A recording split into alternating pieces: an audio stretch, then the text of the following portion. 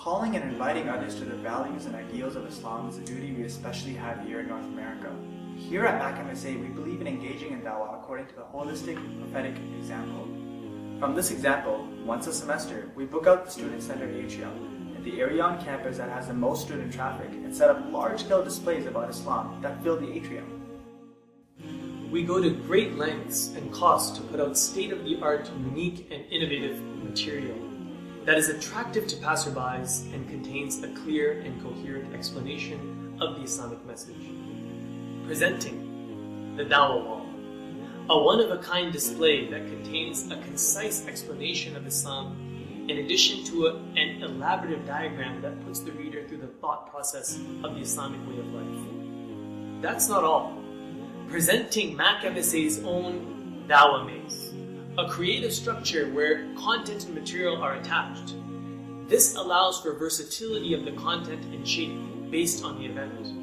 Every semester, the Dawah Maze is redesigned with fresh content and a fresh look. But that's not all, there is more. Check out the Dawah Tree.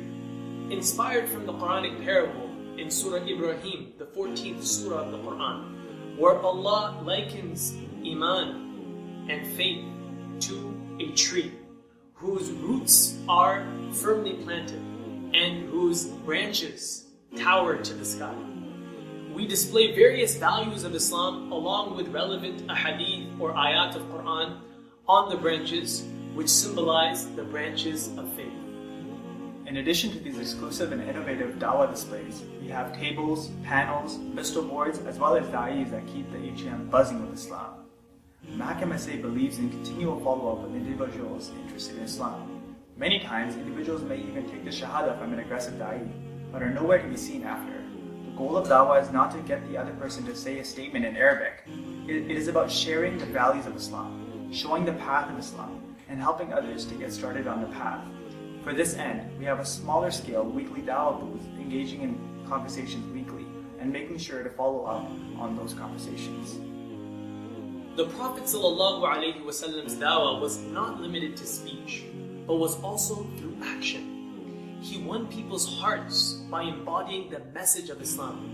To strive to fulfill this vital and often neglected aspect of Dawah, we organized many social services initiatives to help the wider community in McMaster, or more broadly, the city of Hamilton. For example, combining the spiritual practice of fasting with the Islamic moral duty of feeding others, we organized a campus-wide iftar for over 200 students and administration, both Muslim and non-Muslim. During this event, we collect money to help feed the poor and needy in the wider Hamilton community.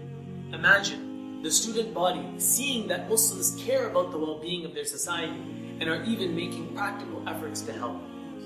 In addition to this, we engage in smaller activities that help the general McMaster student body. For example, during the first days of school, we had Muslim upper years hold signs that said, "Ask me where your class is." This was a huge success and was even featured on the official McMaster University page.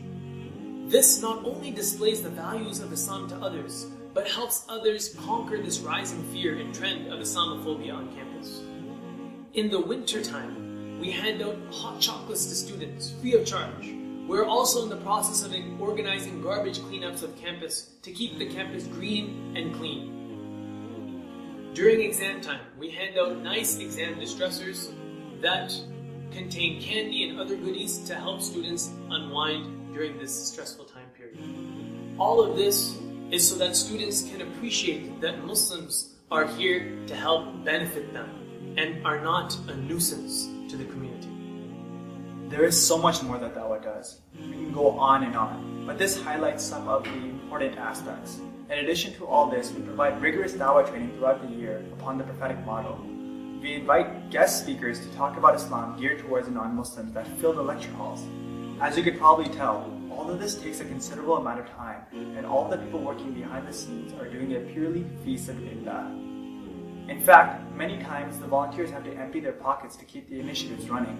It costs a lot of money to book out the student center atrium, buy the materials for the displays, honorarium for the guest speakers, providing iftar for over 200 people, and a lot more smaller costs that do add up. My dear brothers and sisters, I urge you to give whatever you can, inshallah, even if it is small, and you will get your share of ajr in all the activities that we engage in this year. Jazakallah khair.